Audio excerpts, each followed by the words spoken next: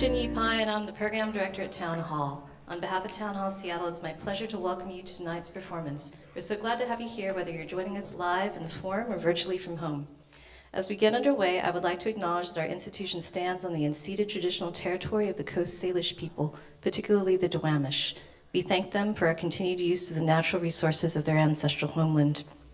We're excited to partner with the Bushwick Book Club Seattle to present their entire season on the Town Hall stage. Be sure to tune in for our next Bushwick event, the second to last of the season, on May 21st, for an evening of music inspired by Alexander Dumas's The Count of Monte Cristo.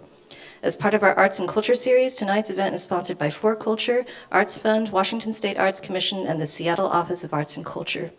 The Bushwick Book Club Seattle is also supported by For Culture and the Seattle Office of Arts and Culture. Thanks to all our sponsors for making tonight's event possible. Finally, Town Hall Seattle and the Bushwick Book Club Seattle are both member-supported organizations, so I'd like to thank all the members joining us. Tonight, the Bushwick Book Club Seattle performs an evening of music inspired by Beverly Cleary. Please join me in welcoming Wes Weddell, Associate Director of Bushwick Book Club. Thanks. Inspiration from the page, now translated for the stage.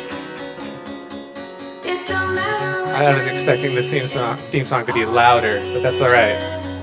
Right here at the Hello! Hello, Seattle! All right, how are we? All right, at home, put some exclamation points in the chat. My name is Wes Weddell, as Jini said. I am the Associate Director of the Bushwick Book Club Seattle. Bushwick Northwest, our parent nonprofit, is a 501c3 dedicated to delivering literature, music, and songwriting to the Seattle community while building the next generation of musicians and readers. We're thrilled to be here at Town Hall this entire season. We love the little forum space. Make sure you visit the Otto Bar at home. You can go to your fridge and pretend it's as vibey as the environments right here. If for whatever reason you can't see me as well as some others can, I am a early 40s white guy wearing a shirt that was my father's, and I've been experimenting with facial hair during the pandemic. That is my description. Do we have any Ramona Quimby fans in the house? Do we have any Beezus fans? Okay. How about Ralph S. Mouse? Okay. Henry Huggins. Okay, that was less enthusiastic. But I mean, Henry is just kind of less enthusiastic. Anybody, any other favorites that I didn't mention right now? Audible gasp. All right. Let's do a couple of Beverly Cleary fun facts, shall we? All right. Beverly Cleary tap danced in college and hated it.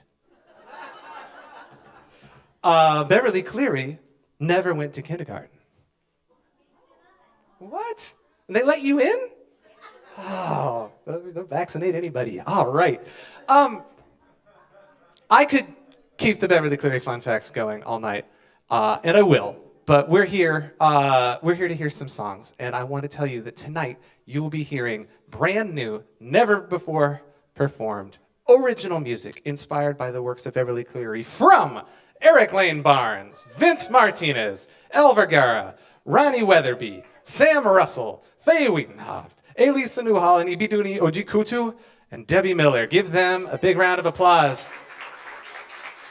There will be 2 acts tonight. There will be an intermission. After the intermission, there will be a quiz. If you want the chance to be pulled on stage and participate in said quiz, visit the merch table over there. Fill out the quiz slip. The barrier to entry is low. While you're there, peruse any merchandise that we might have from artists as well as Bushwick swag. At any point tonight, if you want information about the performers in front of you, feel free to visit our digital program. That's not it. Nice slow fade. That was great. Yeah, buddy.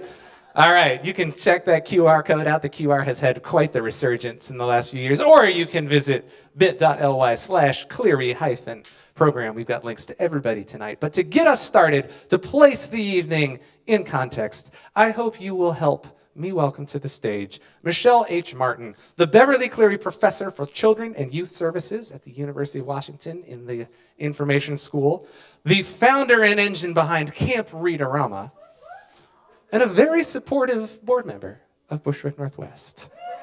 Michelle Martin.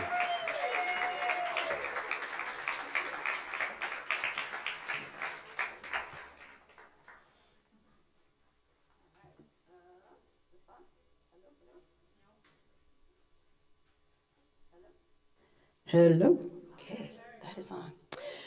Well, I have a word about Beverly Cleary, but I also wanted to let you know that when she was a mere 100, I met her. We went to Carmel by the Sea, where she was living in an assisted living place, and I got to spend a few minutes with the amazing Beverly Cleary. So there's my picture 2 days after I started my job as the Beverly Cleary professor. Because when you're 100, you can't wait around. So when Beverly Cleary began to write for children, she did so because a little boy visiting her library came up to her one day and asked with attitude, "Where are the books about kids like us?" Cleary, a girl from Yamhill, Oregon, had grown up on British children's books about children and nannies that didn't reflect her own reality. Maybe the boy in the library didn't have the perfect family he saw on TV. Maybe he got into trouble at school sometimes. Maybe he fought with his sister, but Cleary remembered that boy and started writing books about Henry Huggins and his dog Ribsy, and eventually about Henry's neighbor, Ramona Quimby, who turned out to be an even bigger hit than Henry was. And she just didn't realize that, when kids started writing her and saying, "We want more about Ramona." So that's what she did. Like most American children, I grew up reading Beverly Cleary's books. Hence, when the University of Washington contacted me in South Carolina and invited me to apply for the Beverly Cleary professorship in their information school, I already knew the value of an endowed professorship that carried her name, especially at the school where she received her library degree in 1939. What I didn't know was that meeting Mrs. Cleary would be a perk of the position. So 2 days after I started my job, I got to meet her, and we dined with her son Malcolm the night before our visit, and the next morning made our way to the assisted living facility where Mrs. Cleary lived. What struck me most was her humility, and that despite being a centenarian, Mrs. Cleary had strong opinions about things and conveyed her feelings with clarity and conviction, including somebody at the high school that told her at some point she wasn't going to be a librarian. She was like, "You watch me." While she could surely have had fancy furniture befitting a famous author, Mrs. Cleary greeted us from her well-loved, well-worn, comfy yellow chair in which she wrote many of her stories. Harry Bruce, then dean, asked her, "How does it feel to be 100? She replied, "I just am 100. I didn't do anything to be 100. Although those of us who grew up on her books feel she did a great deal with that century plus 4. Mrs. Cleary intimated that all of the attention around her 100th birthday, as Ramona would say, was just a big noisy fuss. And when asked whether she participated in writing groups when she actively was writing, or if she asked other writers to read early drafts of her work to offer feedback, she gave us a flat out no. She didn't revise much, and when she realized that she was a better writer than many of her peers, she stopped sharing to avoid making them jealous. She had little patience for any kind of envy.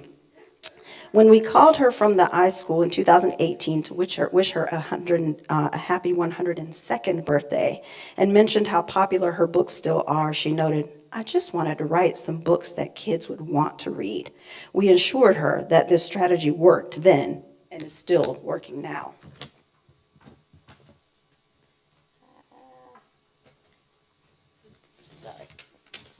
As someone who benefits every day from Mrs. Cleary's legacy as a forward-thinking, child-centered, library-loving writer, I am both proud of and grateful for the privilege of holding this position that centers children, their literature, and the libraries that serve them.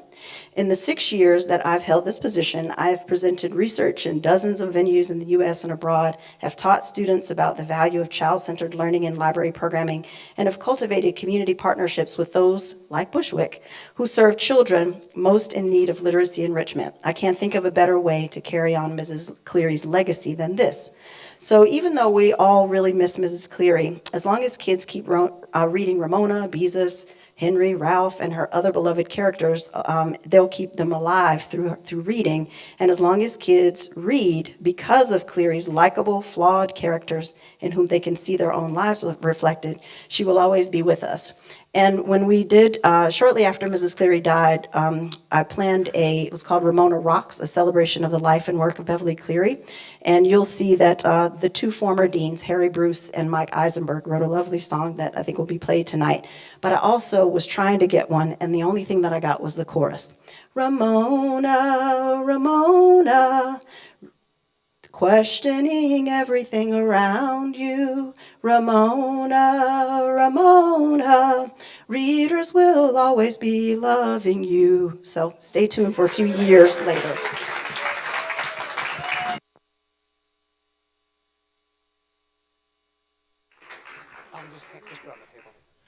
That's Michelle H. Martin. All right. Ask Michelle about Camp Readerama and their plans for the summer. She'll be happy to tell you.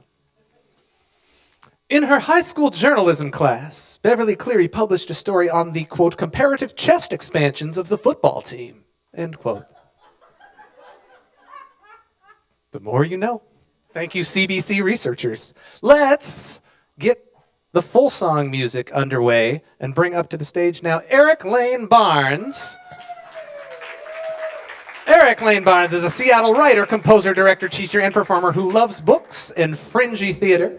He has joined us on the Bushwick stage in the past for The Shining, A People's History of the United States, Brokeback Mountain, The Old Testament, that was right here in the old space downstairs. That's right. And just recently in December for our inaugural Ink Aloud, celebrating the work of 3 local authors. Let's hear from Eric Lane Barnes. Hello, my name is Eric Lane Barnes. I use he, him pronouns, and I am a tall white guy with a tall white beard. A fact that I think Wes probably has not seen is that upon Beverly Cleary's death, they discovered that she was actually 3 kids stacked on top of one another wearing a trench coat. So we read, I was a huge reader when I was a kid. I'm still a huge reader. And I loved the Henry and Ribsy books. And I remember reading them in 2nd grade. And I remember Dwayne Kress pronouncing it Risby. He just always said Henry and Risby, and I will always remember Dwayne Kress for that. So I think every kid needs a Ribsy of his own.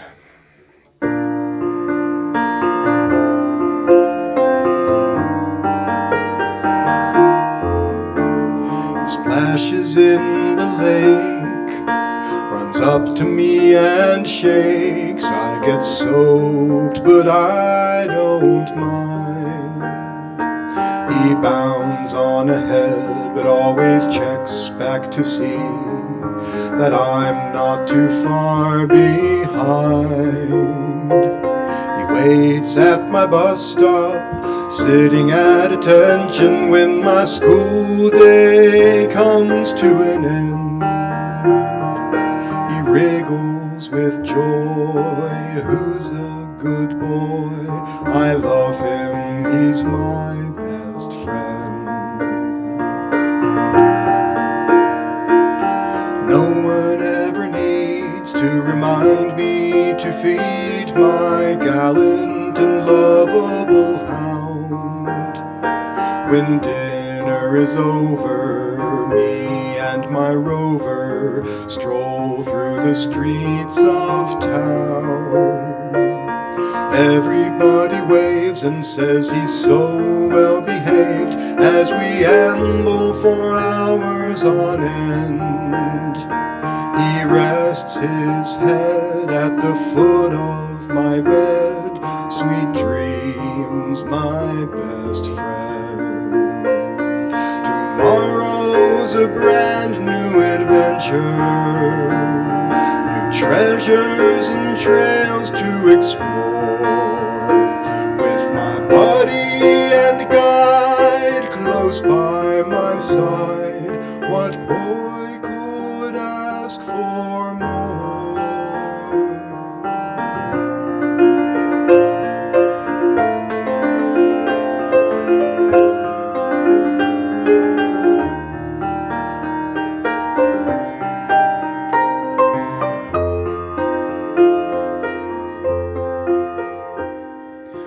When the sun rises, surprise of surprises, no pup to shake me awake. Though I've told Mom and Dad I want a dog so bad, they just won't give me a break. I visit the pound, the dog lost and found. At least there I can pretend that of all the strays I see, one will be for me, the mutt on whom I can depend. God, are you there? Hear my dogged prayer. Send me my best friend.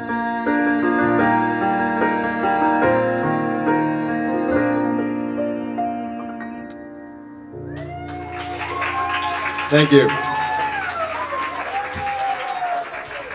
Little Judy Blume reference there. And I have my own Ribsy. This is Jake. So I've had Jake for 9 years. He's actually my second dog. When I bought my first house, I realized, oh, what a good boy. And so people often say when they see him, he's so skinny, I can see his ribs. And then I take him to the vet, and the vet says, thank you for not overfeeding him. I can see his ribs, which apparently you should be able to see a dog's ribs. So there he is, Jake. He's my very own Ribsy. I'll just leave him here. Let's hear it for Eric Lane Barnes and Jake. Now, you might think that the name Ribsy showed Beverly Cleary's understanding of canine health, veterinary medicine. However, it says here, in the first draft of Henry Huggins, Ribsy the dog was originally named Spare Ribs after the dinner Cleary had waiting for her in the refrigerator while she was writing it. Her editor suggested a more child-friendly name. And now I'm thinking about Eric, your friend who always said Risby, and wondering if that friend would also read it as like Rare Spibs or something if it hit in. I don't know. Moving on. Coming up, well, already on the stage now, right next to me, waiting for me to be gone, is Vince Martinez, an Americana singer-songwriter originally from Santa Fe, New Mexico. Vince Martinez is a longtime Bushwick Book Club Seattle contributor, including the very first show on October 10th, 2010, at the Can Cabaret. Known for honest, straightforward music, you better deliver, He also manages a think tank whose mission is to decarbonize the global built environment. Right? Yeah, snaps for that. More exclamation points in the chat. Very good. He's joined us in the past for The Watchmen, Lonesome Dove, A People's History in the United States, The Time Machine, The Bartender's Tale, The Lion, the Witch, and the Wardrobe, Silent Spring, The Shining, among others.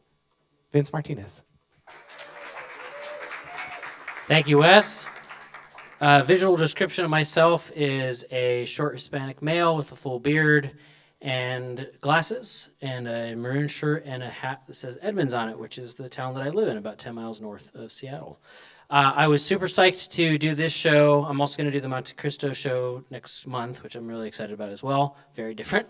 And I wanted to do this because I loved The Mouse and the Motorcycle as a kid. In fact, I remember in 4th grade, I made a shoebox diorama, and I had this little tiny motorcycle, and I painted it red, and I had it in there with a little mouse, and I just loved it so much. And I have 2 kids at home, a 6-year-old named Theo, who I believe is watching. It's a little late for him, but hi, Theo. And then a 3-year-old named Leora, and they both, I read this story with Theo, and we loved it. We read the 2nd book, and we're just starting the 3rd book, Ralph S. Mouse. And he said, well, we got to finish it. We got to read it right away so in case you want to add more to the song. And I said, we'll write a 2nd song to work on that one.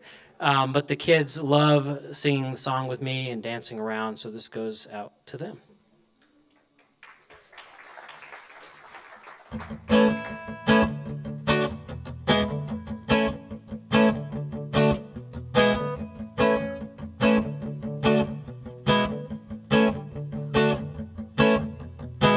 You gotta be kidding me.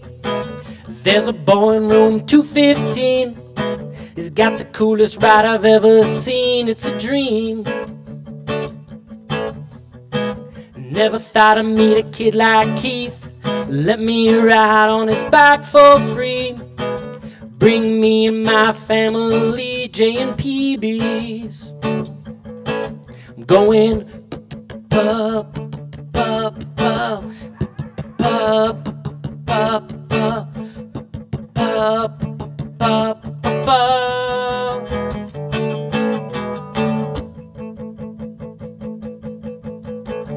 I'm going super speed. Don't wanna listen to my family. I'm just looking to shoot the breeze. Take it easy. Sneaking out under the door. Hear the guests as they start to snore. Racing down the corridor to the 1st floor. I'm going pub, pub, pub, pub, pub, pub, pub, pub, pub. If I don't get this kid an aspirin, I don't know what's gonna happen. So I'm going pub, pub, pub, pub, pub, pub, pub, pub, pub.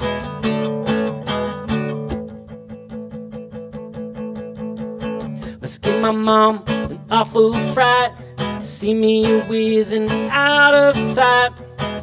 But I think it's gonna be alright, be a good night. What kind of trouble do I hear now? Is that a dog or a vacuum sound? But you can't keep a rat mouse down, gonna rebound. I'm going pub, pub, pub, pub, pub, pub, pub, pub, pub. Everybody now. Pub, pub, pub, pub.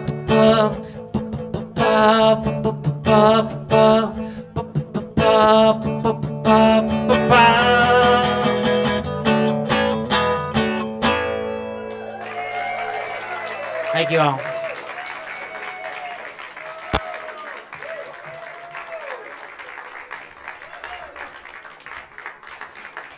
Vince Martinez. And about 25 cc's of songwriting. That was lovely there, Vince. Ah. Vince mentioned that he would be part of next month's show as well, which is true.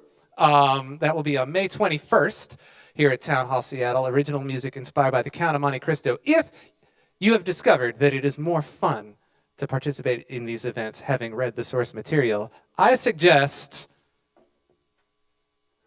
you start now.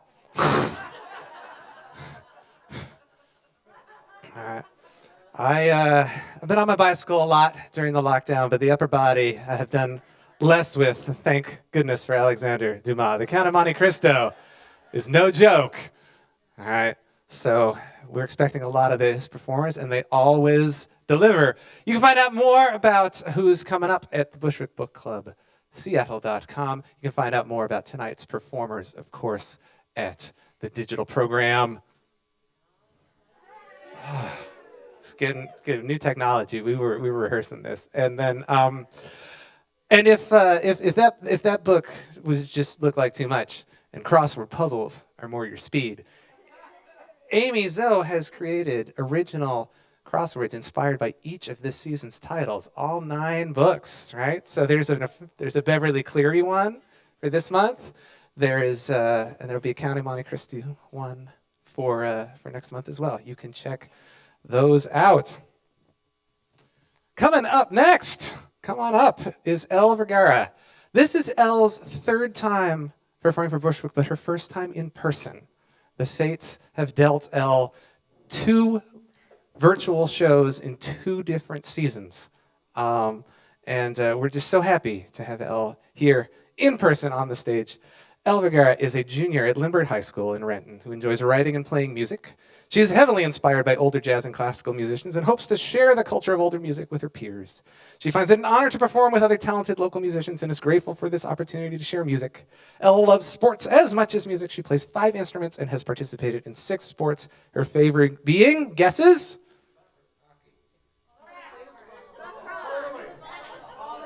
Soccer. Yes, that was good. Motorcycle racing? No? Not even at Ralph speed? Okay, very good. Please welcome Elle Vergara.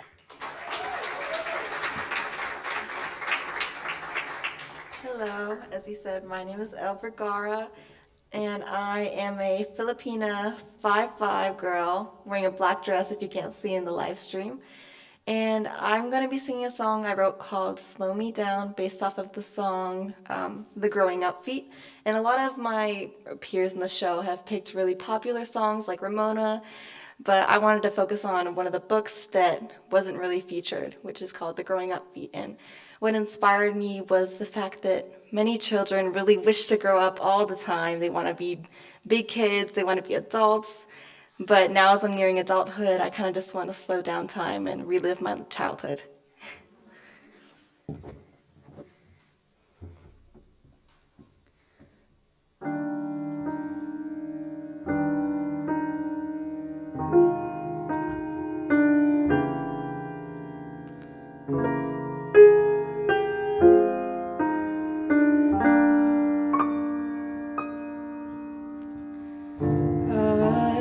So caught up with perfecting this life, I forgot what those days felt like when the clock was always on my side. Can I unlock that feeling one more time? And I ask you, hey Mr. Time, do you think you could rewind to the days when it was all so carefree? Keep a slow pace, must you always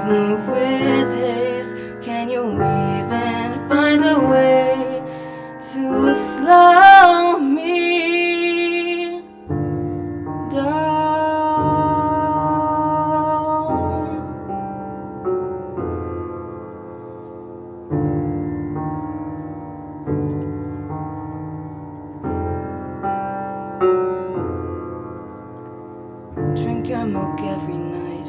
It'll make you taller. Don't go to bed too late. It'll make you smaller. But what if I don't want to grow up anymore? What if I don't mind just staying the way that I am? So goodbye to growing up again. I remember those were the days with no worries and no cares, where we'd play till skies were black. Give it all back. All of that time I had never realized how much I would reminisce. Can you slow me down?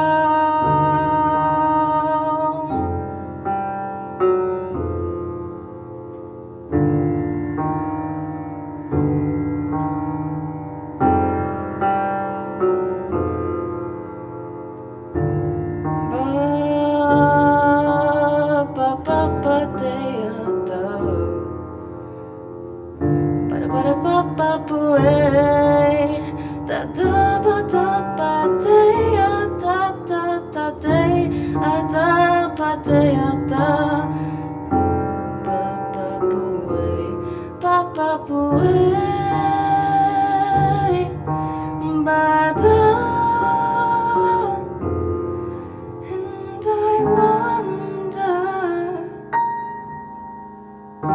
hey, Mr. Time, do you think you could rewind to the days when it was all so carefree? Keep a slow pace, must you always move with haste? Can you even find a way to slow me?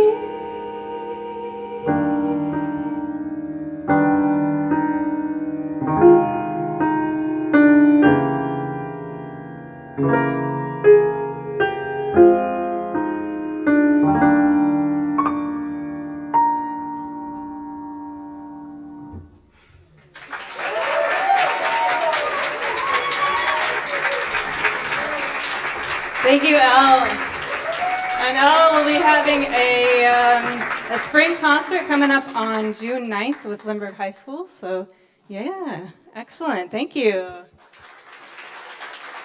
My name is Ailisa Newhall, and I am the Development Director for Bushwick Book Club. And I just wanted to welcome you and say hello and let you know that we are excited that we get to partner with Town Hall this season. And we're always looking to have more of you join our membership. We have signups over there. You can say hello to me after we have a little break. And we just love having you here. And members are what fuel us. We're hoping that we can expand our programs and grow. We have a lot of programs in the schools. So the STYLE program, we go out songwriting through youth literature education.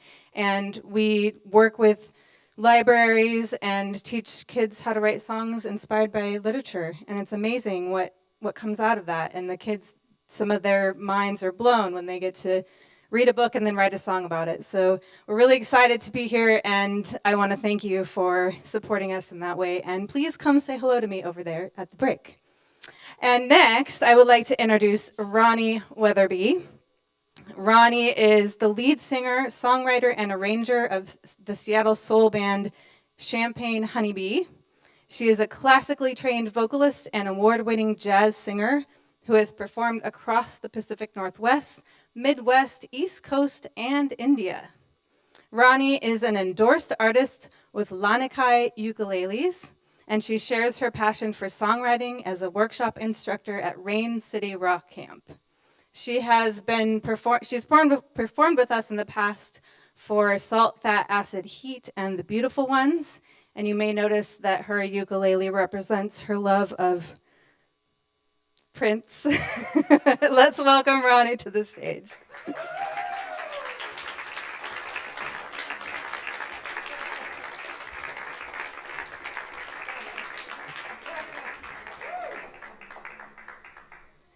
Thank you, everyone. Ooh, I'm going to lower this just a little bit. Sorry to the next person if they're taller than I am. All right. Welcome, everyone. Thank you for being here tonight. It's actually my first time on a stage in front of people since about September, so I'm pretty excited about this. From my physical description, I am a 5'3" Indian lady, late 30s. Long hair, black dress and tights with a floral cardigan, sparkly pink shoes because I'm denying the fact that I'm in my late 30s, and a very lovely purple ukulele. So that is me. Anyway, I was so excited when I heard that Beverly Cleary was one of the authors on the roster this year because I grew up reading the Ramona books, and Ramona was kind of a hero of mine because she was loud and brave and outspoken, and I wanted to be that way. I just didn't want to get in trouble like she did. So I was a little quieter as a kid, even though I did have some big thoughts and opinions. I didn't share them quite as freely as Ramona did, but I wished I could. And it was really interesting going back and rereading Ramona the Pest as an adult and reading it through adult eyes and thoughts and experiences, because I actually found myself having a lot more empathy for Ramona as an adult than I did as a child, because I realized in Ramona the Pest, she's only 5 years old. I mean, 5 years, for most of us, 5 years is nothing, but for her, 5 years is her entire life, and it's her entire frame of reference. And so to hear people calling her a pest and maybe putting her down, it kind of hurt me a little bit.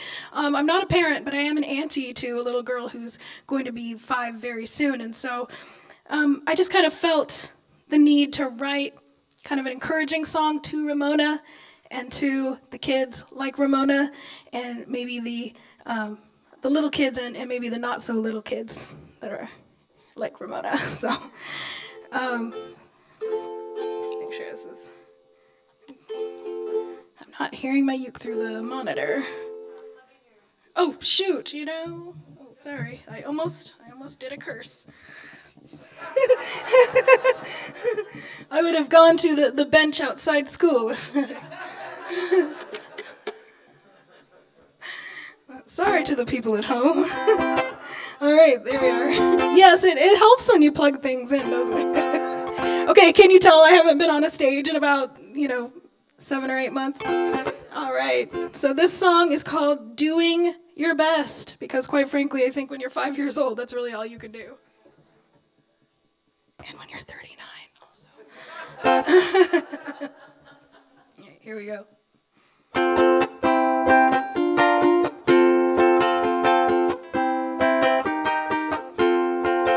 Ramona Quimby just started school. She's having trouble learning all the rules. Like don't chase the other boys and girls because you want to kiss or to pull their curls. Even when she tries her best, nothing seems to turn out right. Maybe things would seem a little more clear if you turned on the dawn's early light.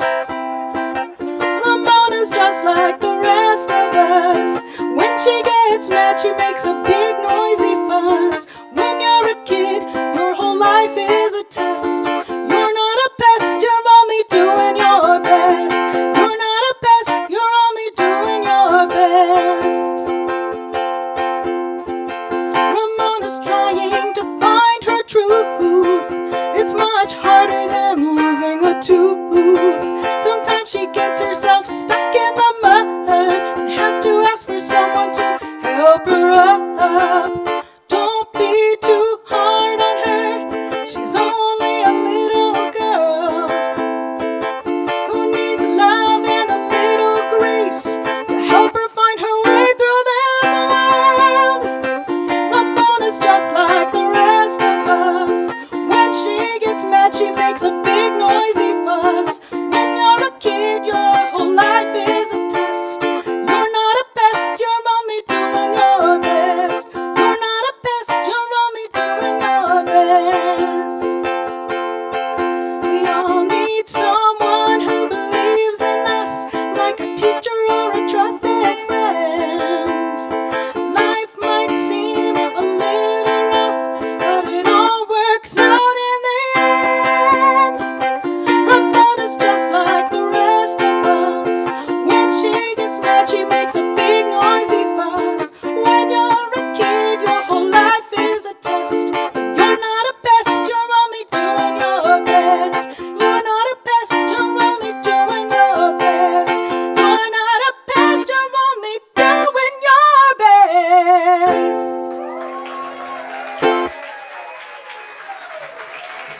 Thank you so much. And thank you, Bushwick Book Club.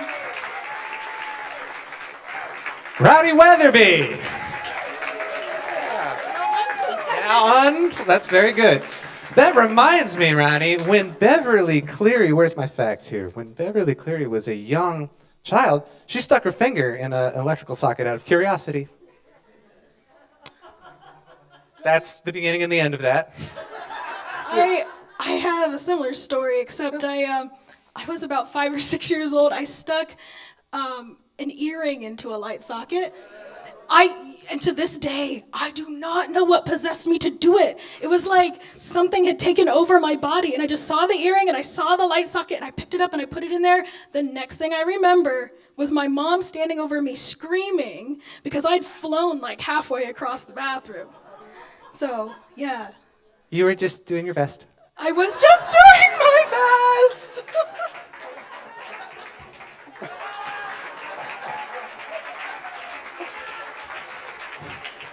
Rani Weatherby and Champagne Honeybee are currently recording a full-length studio album of original material. Do check that out. Check out the links for her and all the others at the on the digital program. We're going to take a quick intermission here.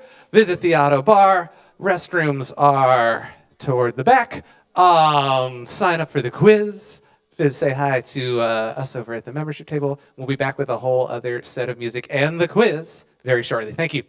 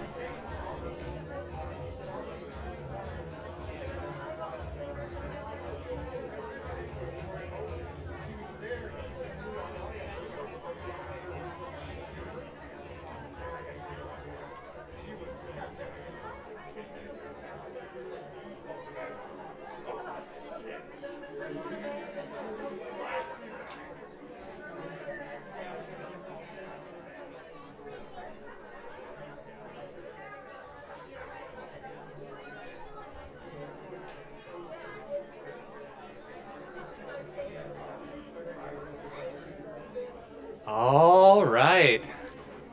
Thanks again for coming out tonight and for sticking around and for saying yes to art right now. It matters. I'm glad we're able to do it. I'm grateful for Town Hall for doing it for Bushwick and so many other things. Can we give Town Hall a big old hand right now? For all of you watching at home, finding a way to stay engaged with us, thank you for that too. It is quiz time. Oh, that was a sound of anticipation in the room. All right, if you have not quizzed with the Bushwick Book Club Seattle before, here's how it works. We pull 3 names out of the spittoon here of people who got the question right. You come up on stage, and then you get a chance to answer slightly more difficult questions, and that may or may not relate to the book. They do relate to the book. Having read the books will not help you. First to 3 wins, but we play it out. Tonight we're playing for books, not just anything. I'm not just giving away Town Hall's collection. The ones on top of that shelf there are books that we've done in the past, including Prince's book, the beautiful ones, right? Right, that he started like 20 pages of and didn't finish, and then they turned it into this. Like, yeah, who could resist that? We did that last season. Geraldine Brooks, The Secret Chord, was a Seattle Arts and Lectures pick. One of our partner events with Sal. Get it, Jeff. Pull it up. Pull the thing up. Do it. Yeah. That's Executive Director Jeff Larson in the back pushing the buttons. Yeah. Certain events during Sal's season, they ask Bushwick songwriters to come at the author events and share. That's me. That's not a Sal event. That's a poor attempt at fundraising. That's what that is right there. There it is. All right. So we just had one of their poetry series on Thursday, but this one was at McCaw Hall some years ago. Amanda Whittelhartler, who's sitting right there, did a song inspired by it. Surely you're joking, Mr. Feynman from season 1, real different from Beverly Cleary. Also real different from Beverly Cleary is Weed, the User's Guide. That's by local author David Schmader, a nice collaboration there. Anastasia Renee's V. If you don't know Anastasia's work, try to get on stage and win this because it's really moving. David Byrne, How Music Works. Where my quiz for that one was music, vocabulary, or pasta. So that's how these things work. All right, so we're all on the same page here. The question that you had to fill out, had to get correct, someone always gets it wrong, is which of these is not the name of a recurring Beverly Cleary character? A, Ramona Quimby. B, Ralph S. Mouse. C, Bart Simpson. D, Henry Huggins. Anybody? Yeah, in the back? That's correct, yes. Bart Simpson, not Beverly Cleary. There's an Oregon connection, but... All right, so if I call your name, come on up here. We have these distance mics here. If you're the first name, take the stage right, house left. Second name, take the middle. Third, take this one right here. All right, all right, all right.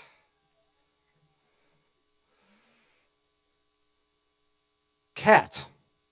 With a cat face on it.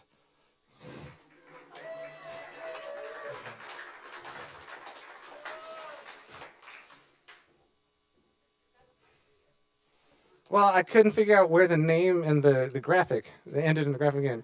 Sarah Fish. We have an animal theme emerging here. We are in the middle of an all-animal contestant block. Okay. All right. Oh, it's not an animal name. No, it's Lydia Katzel. There's a cat again. Yes. Oh my goodness. Right? Wow, I don't think that's ever happened before. All right. Normally we have you write your own names Jeopardy style, but. And no one can read them, and instead, I'm going to write your names Jeopardy style, and no one will be able to read them. So this is good. All right, Sarah, I'm just going to write fish. Yeah. because we had a theme going here, and then, oh, that's what it sounds like when you get it right. There's got too much stuff going on here.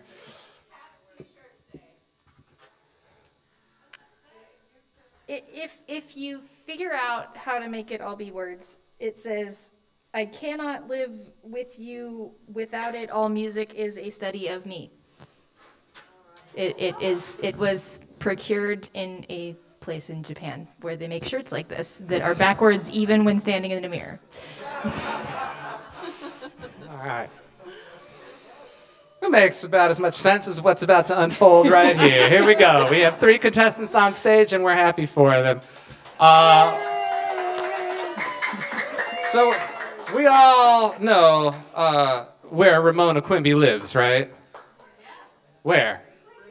Klickitat Street, right.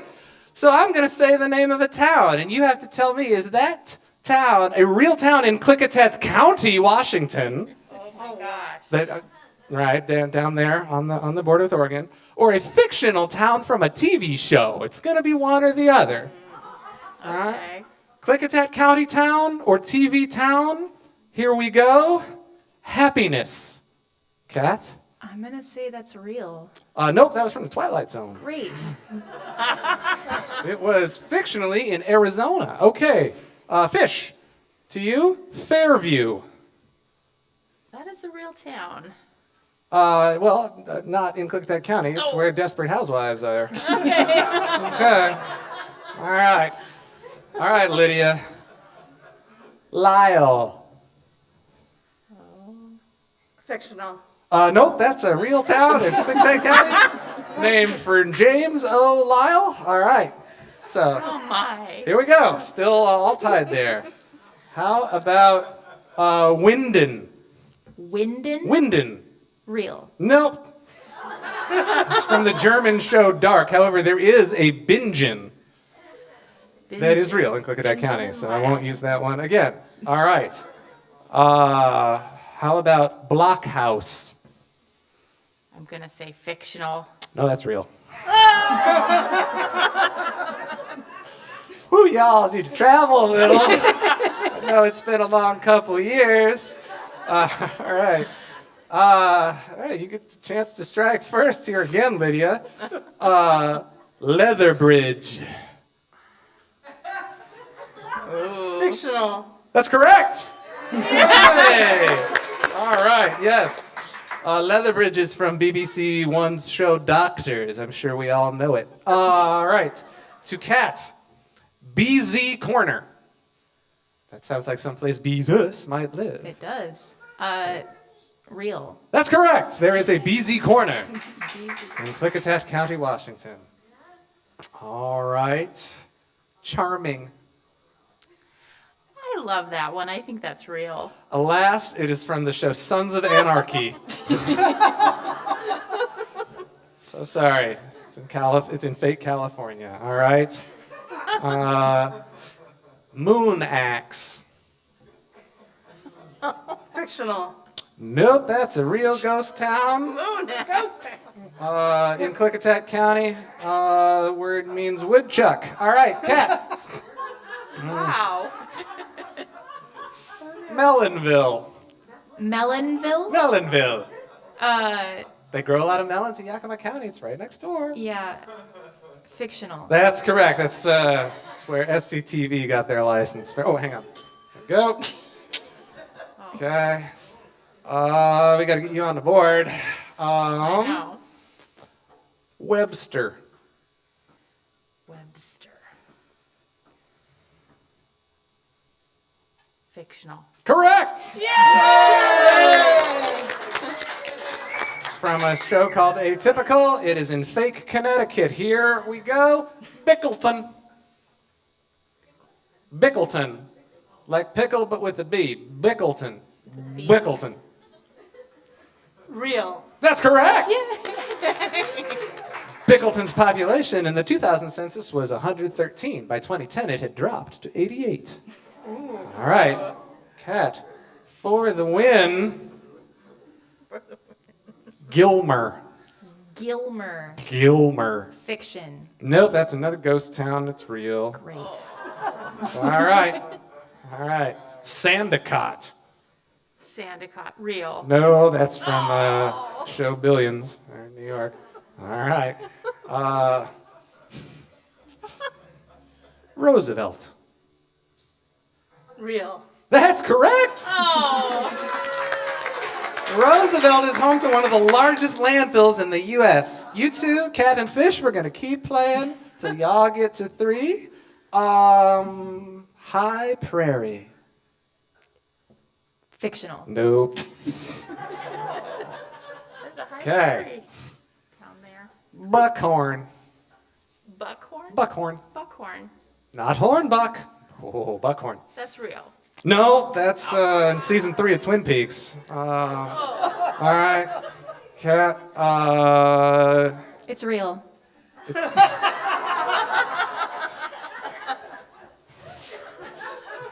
All of this research is real. This is a good one. Springfield. There's a million of those out there. But not in Klickitat County. Correct! All right. We're taking you the rest of the way. I got This is plenty. it. Don't This is worry. it. Don't worry. For the win. Alderdale. Alderdale. Fictional. No, that's the 3rd ghost town on my list. Oh. So from here on out, it might be real, might be fake, but it won't be a ghost town. That's okay. Okay. Emmerdale. Real. No, that's it's a British soap. It was known as Beckendale until 1994. Of course. Angel Grove. Fictional. That's correct. That's where the Power Rangers are. Okay. Oh, we can taste it from here. All right. Breathe. Breathe. Breathe. We're behind you. You're so close. Okay. Hewsome. Hewsome. Real. That's correct. There's a Class 5 waterfall there. I will meet you all over there to distribute prizes. Thank you all so much for playing the Bushwick quiz. Let's get my stage crew up here to facilitate the transition and welcome up your next performer, Sam Russell.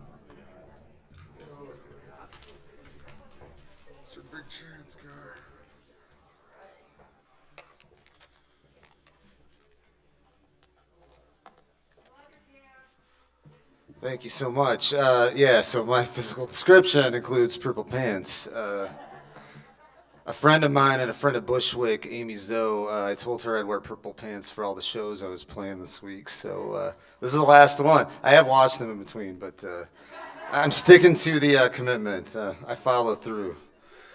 Also, I am a white male, early 40s, brown shirt, brown hair, I don't know. Red guitar, yeah, red and black guitar. Very observant. So we're here tonight to celebrate, for those of you just tuning in, the works of Beverly Cleary. Those include one Ralph S. Mouse, one Henry Huggins, and that kid who wrote letters to Mr. Henshaw. Thank you. Among those creations that she came up with, biggest one for me is Ramona J. Quimby. Now, you know, she's the most obvious one to go to, but, you know, not talking about Ramona when you're talking about Beverly Cleary is like talking about Kurt Cobain and not mentioning Smells Like Teen Spirit. You can be cool and not avoid the subject, but, you know, you really should talk about the history. And you know what I realized rereading the books this time is that Ramona's a Pacific Northwesterner. I never knew that. I grew up in the Midwest, and it seemed like those books took place down the street because they were universal. That was the point. But rereading them as an adult, I kind of viewed Ramona as this prototypical Pacific Northwesterner, where she wants to defy convention very passionately. She doesn't want to do things the way they're supposed to be done. And she's willing to admit she's wrong, but only after a very long, protracted battle. In the books, we see Ramona grow to be an adolescent from a 5-year-old and becoming more aware of the world around her, learning to empathize with her parents, learning that all adults make mistakes, all adults do not know the answers. And for those of us that read the book at a young age, we got to follow Ramona through this journey so that when we were younger, it seemed that the older books were a preview of what was to come. And that's when we were teenagers, we got to look back on our journey from 5 years old. Because I don't know if you remember this, but teenagers, kids can be very nostalgic. I remember being very nostalgic in 5th grade for being in 2nd grade. Am I right? Yeah. You wonder what's changed, and you feel old already. That was my first feeling of melancholy that's never stopped since. And it seemed that Beverly Cleary had a really unique way of tapping into the emotional complexities of a kid and showing how who you become as an adult or who you search to be is already there. And it's just letting people know, knowing how to express yourself, and having good parents, too, to help you cultivate that. My favorite book, Ramona and Her Father, has her dad unemployed, and Ramona having to process her dad being in a state of not knowing what's going to happen, trying to figure out what he wants to do next in life, go back to school. And she has to also deal with her mom being a working mom and realize that being an adult is tough. And I don't remember another book that I read so much as a kid that explained that to me, and one that I thought about as much when I would realize those things in real life growing up. And I'm very thankful to Beverly Cleary for that. I'm thankful to her for telling us as kids it's okay to take ourselves seriously. That we should take ourselves seriously and our thoughts and actions matter.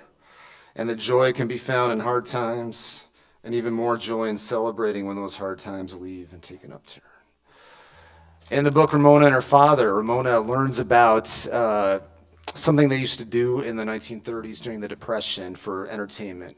Kids would take old metal coffee cans, tie them to their feet, and go stomping around the neighborhood on stilts. Which the sound of that, picturing that, kind of makes me cringe, but kids don't think that way. And her finding joy in what was a bleak time in her and her family's life was very inspiring to read now. And thinking of her in the Pacific Northwest gray winter, looking for that summer to come, she's just another one of us. This is called Ramona and Her Father.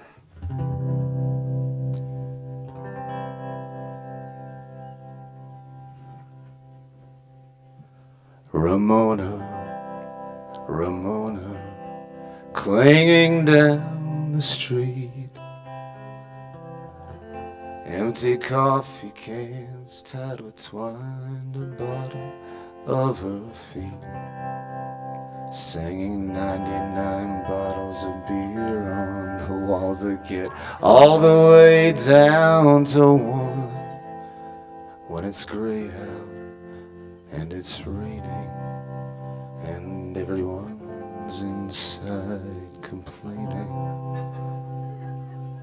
Ramona, Jake Wimby is gonna have some fun.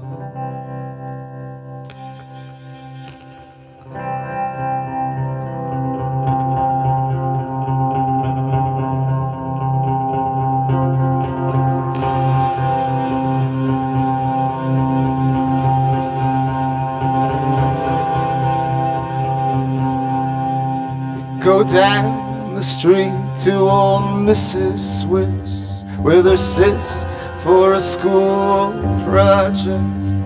Ask Mrs. Swift about living through the Depression as a kid. She says they would tie coffee cans to feet, go walking around Ramona knew she had to make some coffee can feed for herself. Ramona, clinging down the street. Empty coffee cans tied with twine to her feet. Singing 99 bottles of beer on the wall to get all the way down to one.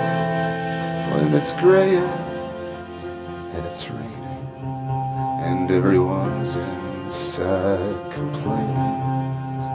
Ramona J. Quimby is gonna have some fun. Her father lost his job, now he just sits around the house all day and smokes, staring out the window, waiting on a ring from the telephone.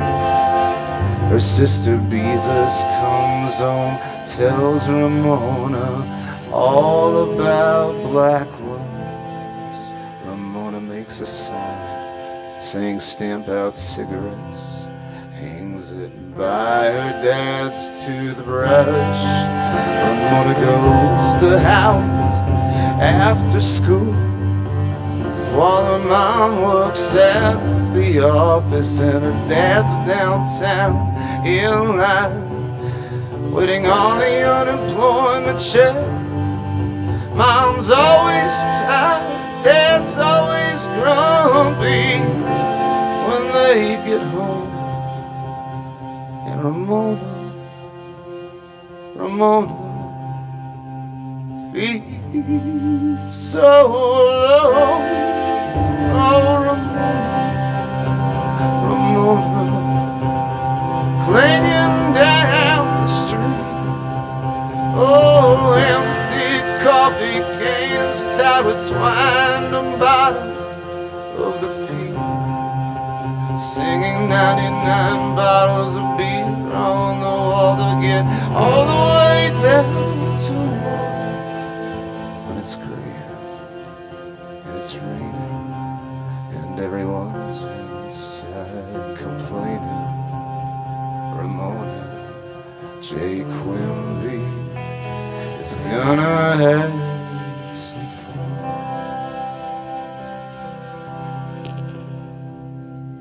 Her father starts to grab a cigarette, but then stops, says, "Hey, Ramona,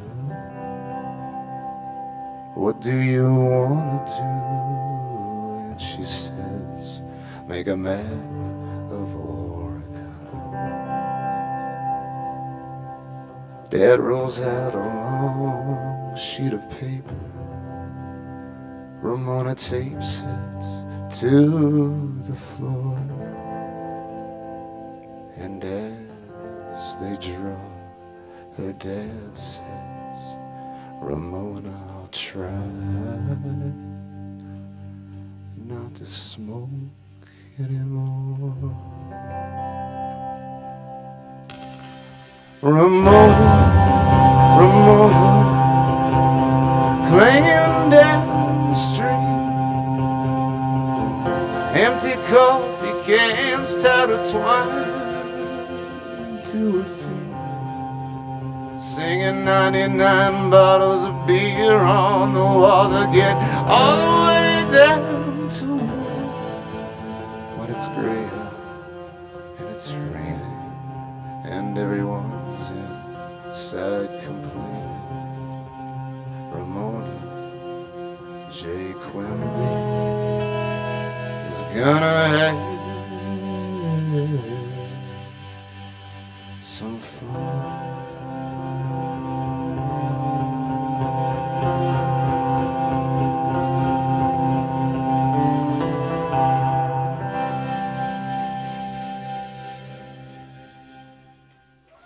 Thank you so much.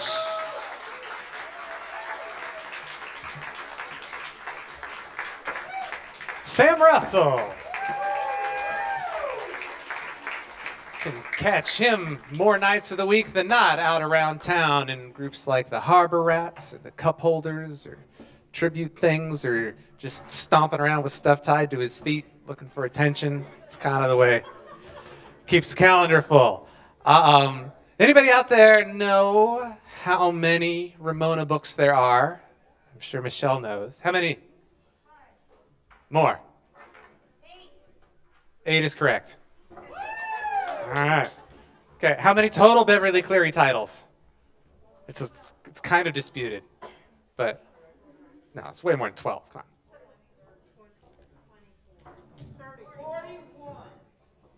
That was said with authority, but my source was disputed on that. I think according to her website, 55. 28 languages, 91 million sold. All right. That would even get you a check from Spotify. Oh, topical. All right, we're going to bring up a first-timer. Yeah, Fae Wiedenhoeft. An award-winning singer-songwriter who loves to travel and tours regularly as a solo act and with her band, Sea Star. Mermaids, sailors, Vikings, magic, and mystery are themes that Fae enjoys writing about. Fae is a music teacher and owner of a small music school in Bothell called Siren's Voice. That's Syren. I bet that's linked through stuff on the digital program. That slow fade every time. It's just so gentle. When she's not teaching or touring, Fae studies Scottish Gaelic and is learning to play the accordion. True story. The craziest gig she played was in gourmet Turkey at at an Australian Turkish pub called Fat Boys. The audience consisted of tourists and balloon pilots. She was paid with a balloon ride, hookah, and red wine, but declined the Marmite sandwiches. Give a warm first-time Bushwick welcome to Fae Wiedenhoeft. Hello. Thank you so much. I am knock-kneed. My chest is rattling with my heart beating so fast right now. Oh my gosh. You are a lovely audience. So, I am a nearly 6 foot tall giant lady who has big hair, and at times I feel like I have a big voice, and sometimes I feel like I have a small voice. I chose the book Dear Mr. Henshaw. Now the pressure's really on. So this book is really interesting because it is a series of letters. The boy writes to his favorite author, and the author writes back to him and says, I think if you want to be a writer, you need to write more, so you need to start a journal, a diary. So that's what he does. He just writes all these letters to his author and then also to his dear Mr. Pretend Henshaw. So I thought for my story, for this book, song, I read a letter to Miss Beverly Cleary.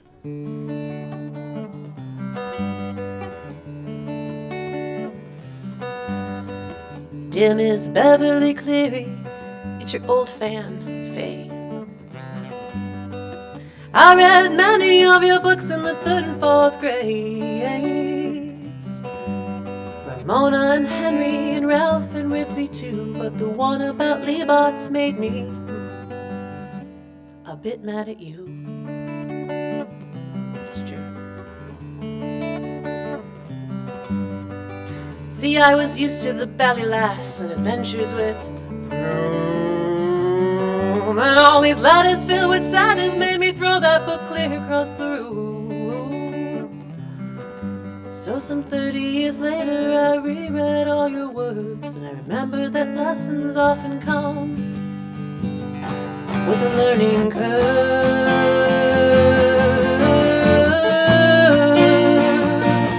A learning curve.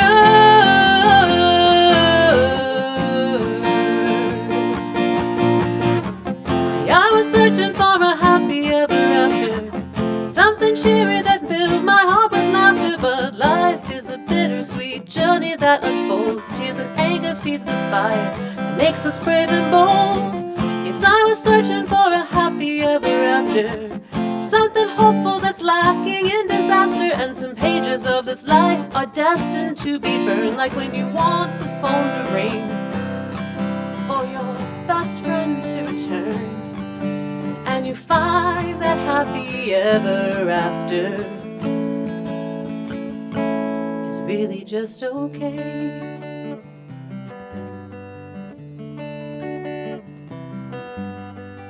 Dear Miss Beverly Cleary, I think I understand. Life has a certain way of going, not exactly as we planned. There's loneliness, thieves, and times that hold no choice. There's butterflies and sunsets and moments when we find our voice.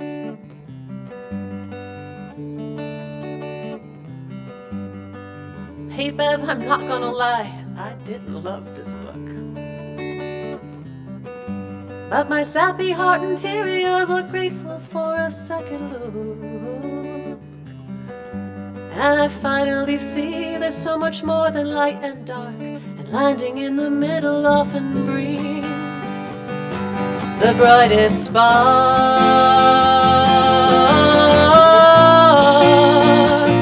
Oh, the brightest spark.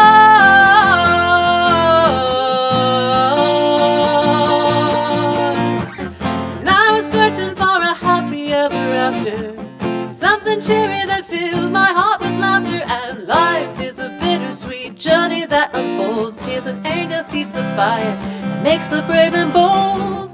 Yes, I was searching for a happy ever after, something hopeful that's lacking in disaster. And some pages of this life are ripped out at the seams, and then you meet a friendly face who helps you find the path to dreams. And happy ever after becomes perfectly okay.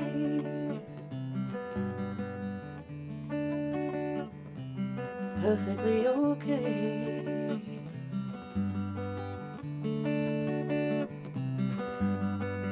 Dear Miss Beverly Cleary, thank you.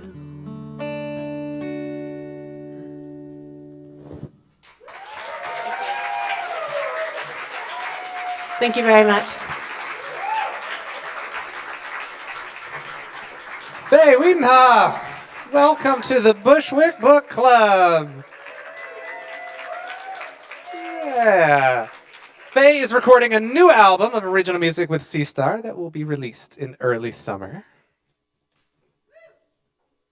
True story. As a girl, Beverly Cleary won a contest for writing the best essay about an animal. Didn't say what animal it was. Upon collecting her $2 prize money, she was told no one else had entered. This incident was one of the most valuable lessons in writing I ever learned, she said. Try. We like to set the bar slightly higher at the Bushwick Book Club Seattle. We try and complete. But coming up now to the stage, we have a collaborative performance here. You might remember Ailisa Newhall, Bushwick's development director, from before.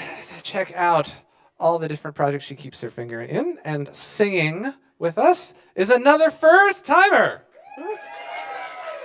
Ibidunni Ojikutu. Is a frequent performer in the Pacific Northwest who is known for her diverse repertoire. Recent credits include the Central Park Five with Portland Opera, the songs of Harriet Tubman with the Western Washington University Symphony Orchestra, and her film debut in Sounder in the Garden. Please make welcome Ailisa Newhall and Ibidunni Ojikutu.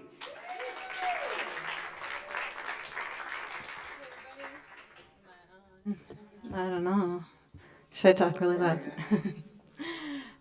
So this has been really fun to work with EB on. We've known each other for 20 years, and we first sang together in the Magic Flute opera, and I was singing one of the large roles, the First Lady, if you know it, and she was singing one of the little sprites that I've seen sometimes floating in a boat. And we've crossed now, and I'm more of the sprite kind, and she is the large roles. So we had lots of fun conversations about Beverly Cleary and how much I would tell a friend, oh, I'm working with EB on a Beverly Cleary song, and they're like, oh, she loves Ramona. She just loves Ramona. And so I was like, Ibi, can you, like, because I'm writing this song for her. I've wanted to write a song for her for 20 years, and I finally am getting to. And I said, can you just text me some things that, how much you love Ramona? And she's like, I was Ramona. I was, Sorry, Mom. I was Ramona. And so I have to read you a couple texts from Ibi. The first one, she says, this was like, I don't know, like midnight or something. I just started sending you random stuff in the middle of the night, yeah. She says, so I took a dead bird to show and tell in 3rd grade. And then so what happened was, Dad ran over in the yard with the lawnmower, and I was like, I think I was reading a Ramona Quimby book at the time. And I was like, well, that's interesting. I should take it to show and tell. And I scooped it, and it's ironic because I'm terrified of deadfoot things now. Like, I could never do this today. And I got it into my little Stride Right shoebox and took it on the bus and was like, hey, look what I got for show and tell. One of the kids narked me out to the teacher, and I got to class, and the teacher just looked at me and she goes, take it to the office. So I went to the office, and the secretary is on the phone, and I was like, my teacher said I have to give this to you. And I set it on the desk, and I left. She had no idea what was in the box. So I have to read you a couple more. And then so in the 4th grade, the teacher left the room, and I jumped on my desk and did a tap routine.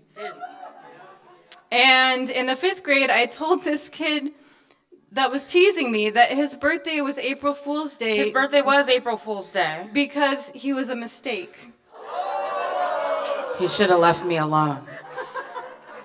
Oh, quick description. I'm an African-American woman. I'm wearing a polka dot shirt and bell bottoms. I am a short-haired lady with a brown shirt sitting at a piano. Here we go. So we decided this is the song number 1 from Ramona, the musical. So no, we're serious. Ramona. Yeah, we're it's serious. Gonna be great.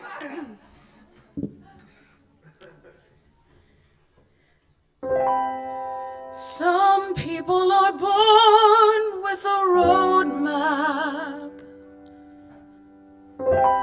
rolling through the days with ease. Others try to process information with 10 million terabytes of RAM on an Apple IIe.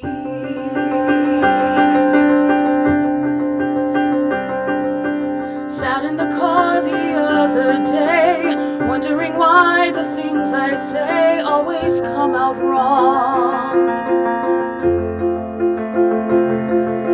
The world is not an easy place to find a way to win the race when you don't know the rules. No one tells you.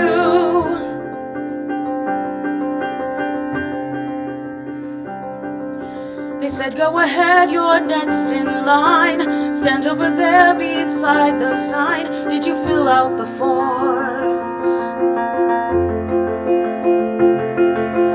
How should I know which forms to bring? Your website was down, your phone won't ring. How was I supposed to know?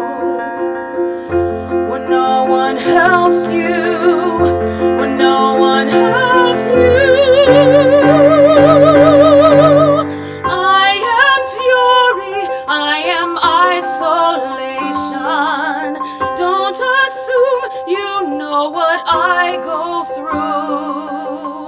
I can barely navigate the chaos. I am not you. I'm me.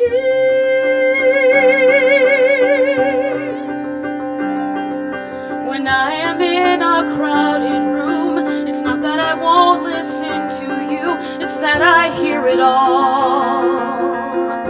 And I can't focus, take me to a quiet place, listen to what I have to say, I am not like you.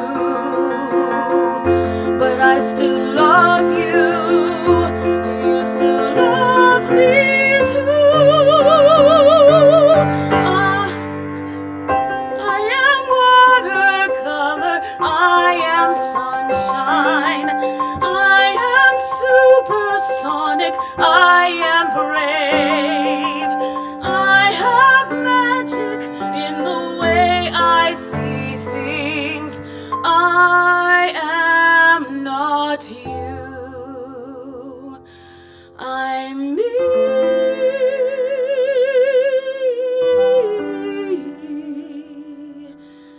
And if you're willing and patient and open to understanding me, you'll see it too.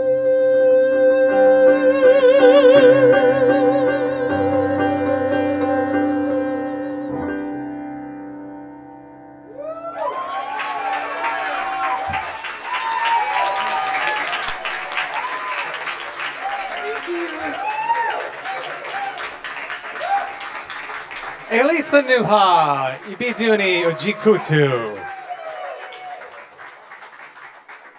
They have not set a release date for Act 2 of Ramona the Musical, but you should go to their websites and request it. We got one more performer, and I want to do some thank yous before we do that there, because there's a lot of people in a lot of places at a lot of different times that it takes to make this happen. How about a big hand for John running in front of House Sound? And in the back, somewhere back there, I'm gesturing to you. You can see me do it, I cannot see you. We have Jini and Evan. Jini is running the live stream camera feed. Evan is running the sound. Michael Wallenfels did all of the graphic design for this show and our season. Thanks to Mike and Amanda for helping out. You've seen Mike, the microphones. It's the mic on the mics. He's so clean thanks to his work. When he came in tonight, he had never disinfected a microphone in his life, and I got him on his legs real fast, and we all have benefited from that. The Bushwick production team is Jeff Larson, Melissa Montalto, Ailisa Newhall, Wes Weddell. Candace has been our front of house manager here at Town Hall. Again, big hand to all the people in all the places. Community looks like a lot of things now, and we're so glad to be here. We have 2 more shows this season, and we have one more song tonight, and it's from Debbie Miller. Not just a Debbie Miller, by the way. The Debbie Miller, which is how you find her on a lot of the social medias. This chord feels kind of loose. Oh. Oh. Is there a different? Oh. This is like a very Ramona moment. Like. I might just grab a different cable. Okay, we're gonna swap cables. I'm gonna stall. Do I have any more facts? I got facts. More quiz questions. More quiz questions.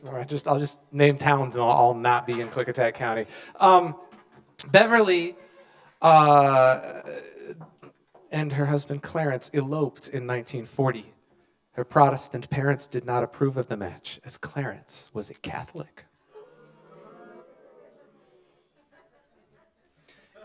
In her memoir, A Girl from Yamhill, which is just such a great name. Can we all just say Yamhill here in the room together?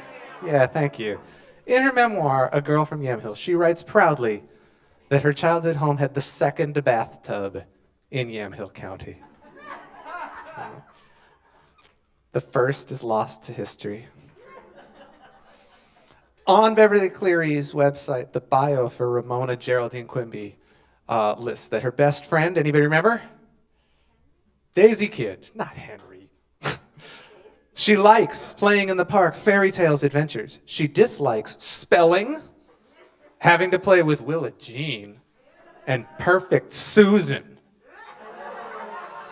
Do we have any Susans in the house tonight? I have a feeling we do.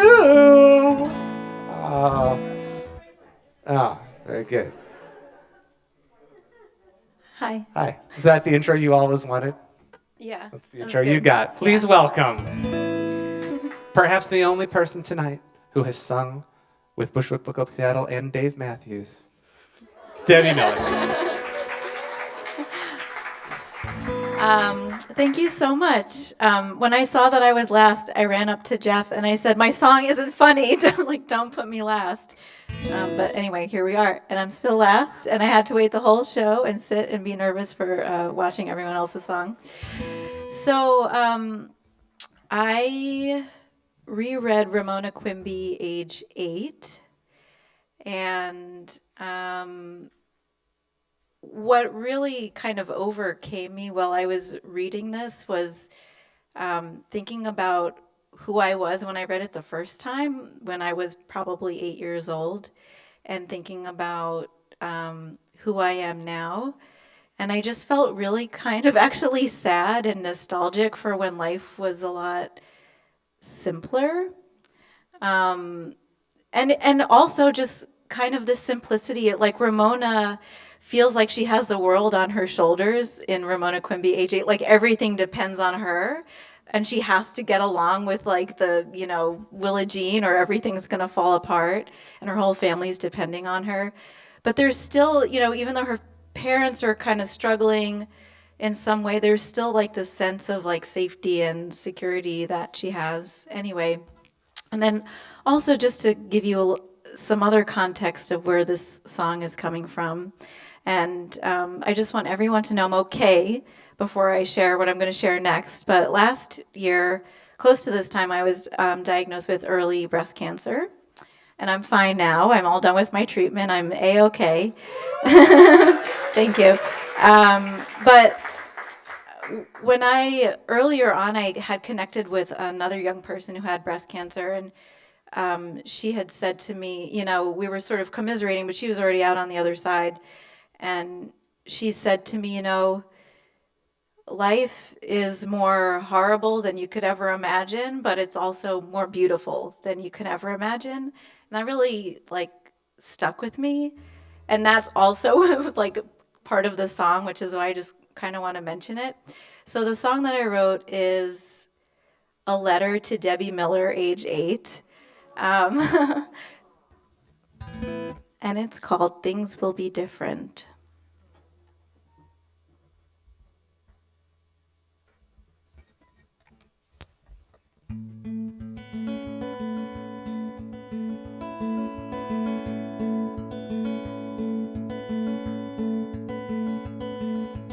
Things will be different.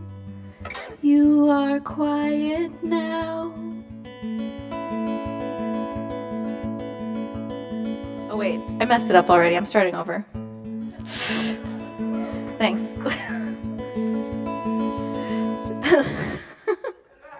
It's because I rewrote my lyrics in a different way that I had them before, and I just can't. Anyway, things will be different. This isn't the way I thought this was gonna go.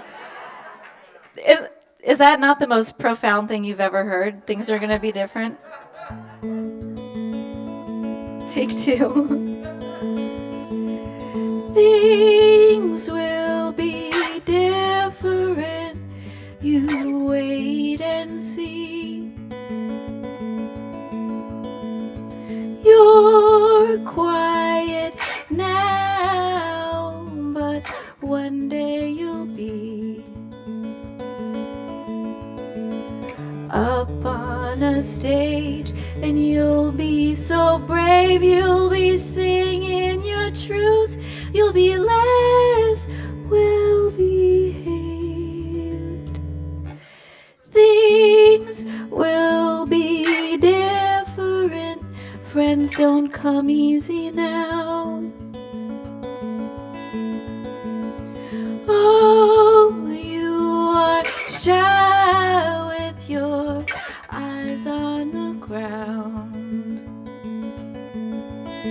One day you'll look up and you'll learn you're enough, and you will be seen, and you will be loved. Things will be different. Now you are small.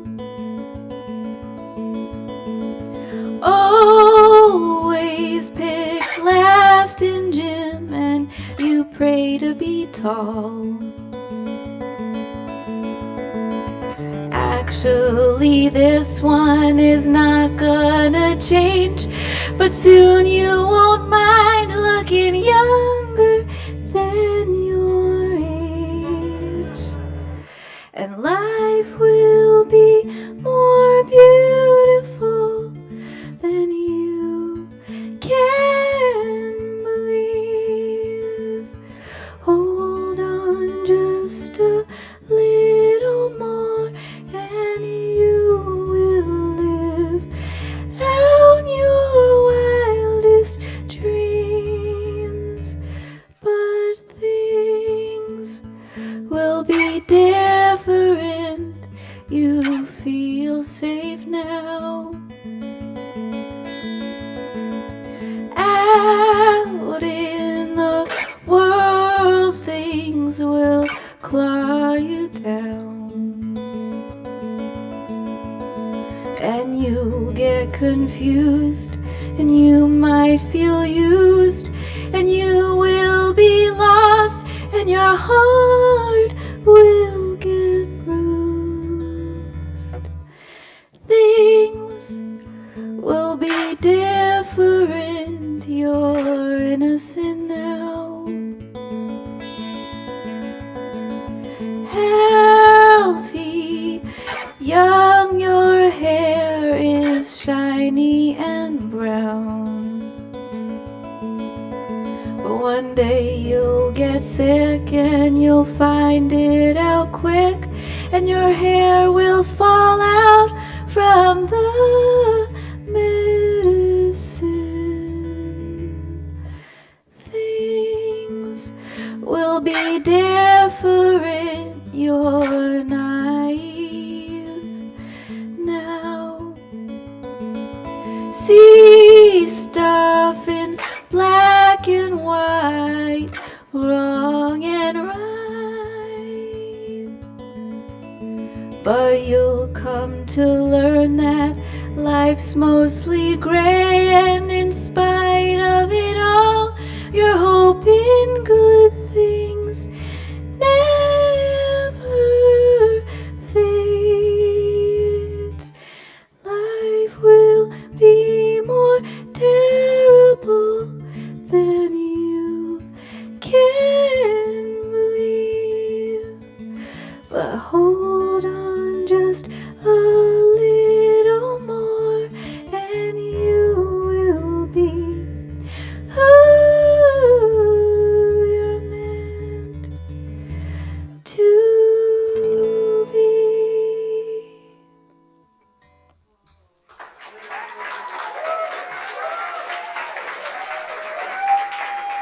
Thank you so much. I realize I didn't describe myself. I'm so sorry. In the frenzy of my guitar, the guitar cable being funky, I am white, very late 30s female wearing a black headband, black turtleneck, and weird gray overalls. Debbie Miller, you described yourself quite a bit in that song, I would venture to say. Let's give a big hand to everybody who shared a brand new original song tonight. Eric Lane Barnes, Vince Martinez, Elle Vergara, Rani Weatherby, Sam Russell, Fae Wiedenhoeft, Ailisa Newhall, and Ibidunni Ojikutu, Debbie Miller. So special thanks to Michelle Martin from the University of Washington Information School. Next up, we will see you right back here May 21st for the Count of Monte Cristo.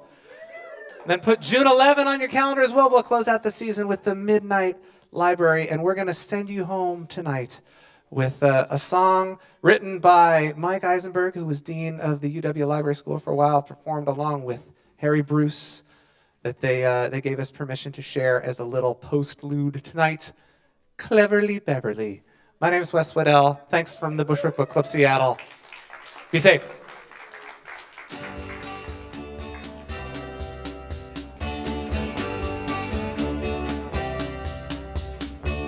Beverly, Beverly, Beverly, Beverly, really cleary, really cleary.